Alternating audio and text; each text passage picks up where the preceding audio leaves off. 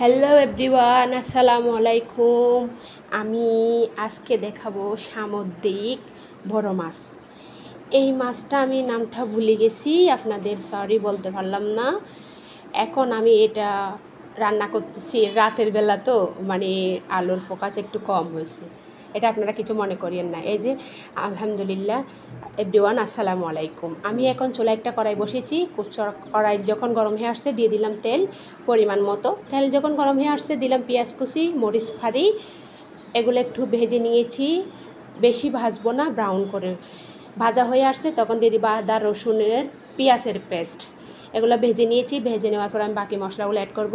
হলুদের গুঁড়া, ধনিয়ার গুঁড়া, জিরার গুঁড়া, হালকা লাল মরিচ দিব, কারণ এখানে কাঁচামরিচ পাড়ি দিয়েছি ঝালের জন্য। আমি শুধু কালারের জন্য লাল মরিচটা ইউজ করছি। দেয়া শেষ। আমি এখন নেড়ে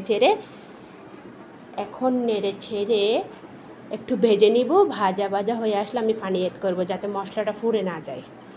এই যে আমি পানি অ্যাড করলাম। অ্যাড করে আমি দিয়ে দিব টমেটো ফাড়ি, কারণ মশলার উপর ডিপেন্ড করে। মশলা যত কষাবেন আপনি তরকারিটা তত টেস্ট হবে। মশলা কাঁচা গন্ধ থেকে গেলে তরকারিটার টেস্ট ভালো আসে না। এই যে আমি দিয়ে দিলাম টমেটো ফাড়ি 3-4 টুকরা। আমার একটু তেলটা যখন উপরে উঠে আসছে তখন আমি দিয়ে দিব মাছ। এই মাছটা আমি কাটতে গিয়ে নরম হয়ে গেছে আল্লাহ। তারপর আলহামদুলিল্লাহ সব কিছুর জন্য এই যে মাছ দিয়ে দিলাম। আমি বেশি রান্না করব না, কারণ রাতে একবেলা খাবো, এই জন্য। কারণ রাতে আমি ভিডিওটা দিতে পারি নাই, অনেক রাত হয়ে গেছে রান্না করতে করতে, এই জন্য।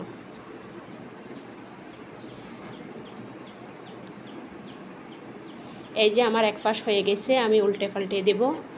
এটা আমি টমেটো দিয়ে ভুনা করব, যাতে মাছের ভিতর মশলা ঢুকে। আমি উল্টে পাল্টে দিচ্ছি।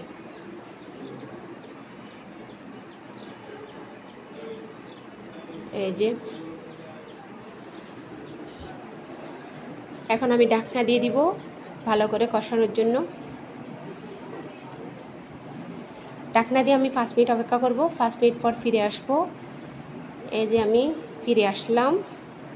দেখি আমার প্রায় শেষের দিকে রান্না। সেই ফাঁকে আমি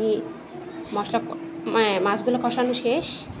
আমি হালকা একটু ভালো করে সিদ্ধ হওয়ার জন্য আমি হালকা একটু পানি অ্যাড করব।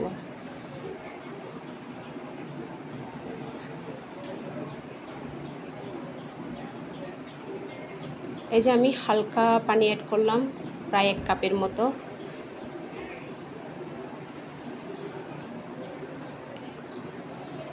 আমি আর একটু টমেটো দিয়ে দিব, কারণ টমেটোটা আমার খেতে ভালো লাগে, তাই আমি টমেটো একটু প্রায় তরকারিটা একটু বেশি দিই। এই যে ঢাকনা দিয়ে দিলাম। এই যে আমার প্রায় হয়ে গেছে তরকারি আলহামদুলিল্লাহ। এই ফাঁকে আমার কারেন্টটা চলে গেছে, এই জন্য একটু লাইটের আলোটা একটু কম লাগতেছে। কিছু মনে করিয়েন না আপনারা। ভালো লাগলে লাইক কমেন্ট শেয়ার করিয়েন। আল্লাহ হাফেজ।